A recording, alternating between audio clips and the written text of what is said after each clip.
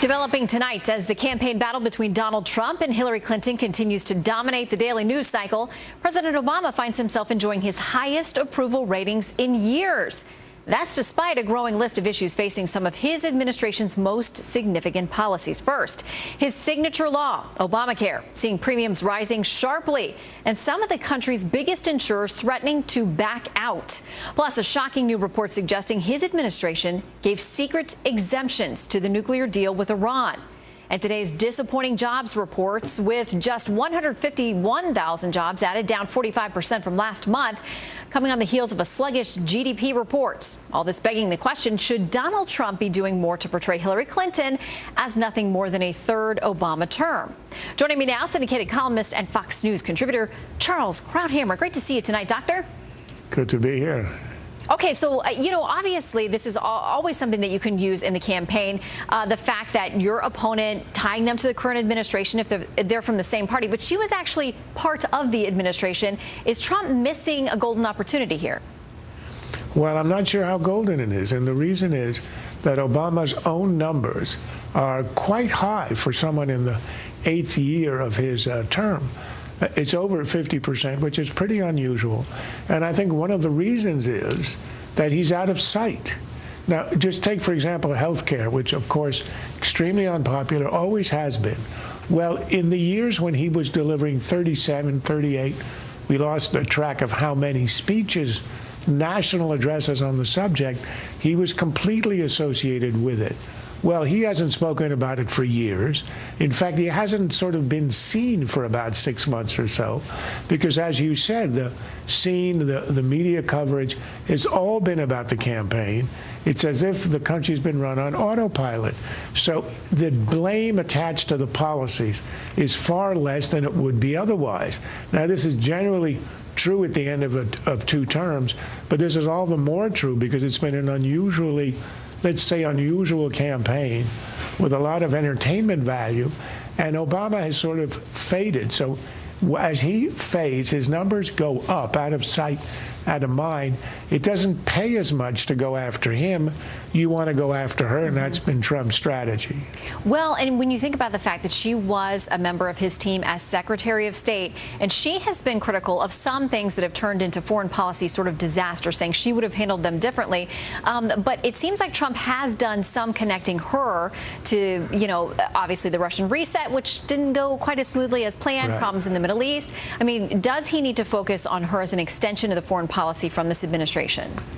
Well, I think the things he's missing is, look, the biggest disaster of the last 8 years in terms of foreign policy was the complete withdrawal from Iraq in 2011, clearly as a way for Obama to clear the way for his re-election campaign. That was a political decision. It was not a strategic decision. And she was in on it. She was Secretary of State. Now, she can say, I gave her different advice in private, but that won't wash. I think that is something where you can tie her to him. Instead, what they did is when we got the news about the ransom that was given, flown, the cash flown into Iran in return for the hostages, they tried to tie her to that, but that occurred after she'd left office. Any connection between her and that was extremely tenuous. I thought that was a missed opportunity. That was not a credible connection, even though she had initiated negotiations on the nuclear deal years ago. She was not involved in the ransom payment. But I think there are issues, clearly the one about the debacle in Iraq and in Syria as a result of the precipitous withdrawal was something that I think he ought to push on very hard. And by the way, as you know, Dr. Krauthammer, they're not calling it the R word. They're not calling it a ransom. Of course. But people may want to define it that way, but the State Department and this administration continues to say, not a ransom. But you and I are speaking the truth here, so we do say the word ransom. I'm going to get out my dictionary. But let's talk about the economy as well, because, we continue to hear, well, hey, unemployment's at 4.9%. Things have improved drastically since President Obama took office. Others say dig into those numbers, the labor participation rate at an all-time low. And they say that there are all kinds of fundamental underpinnings of the economy that are in trouble. How can you link that? Should Trump try to link that to her? I mean, we know what her policy positions are on some of these economic issues. Would that be helpful? I think it's a little hard to make her responsible for the current condition, but it is not hard at all, and I think it ought to be the essence of the campaign to say that she represents classic liberalism. In fact, she's probably to the left of Obama because she had to run to the left to catch up with Bernie Sanders in the primaries, and we know where the policies have led.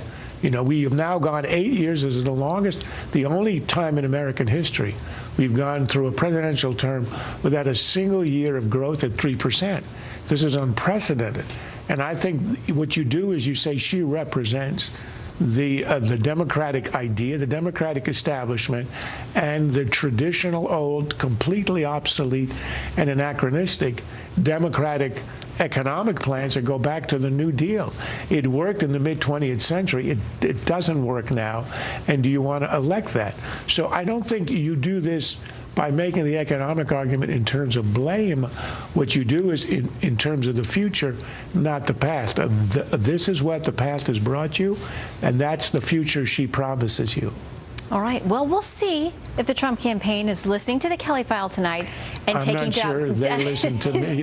Dr. Krauthammer's advice. They listen to you. You never know. We'll see. We'll let you know if we hear from him. You let us know if you hear from him, too. Charles, great to see you tonight. Well, I'm sure I will. Take care. Thank you. All right, still ahead. Cupcakes at a major university are told not to use certain words that could be offensive to fellow classmates. Plus, the polls tightening between Clinton and Trump as reports surface that Clinton's campaign offices outnumber Trump's 3-1. Does Trump have the ground game necessary to close the gap by Election Day? A fair and balanced debate on that next.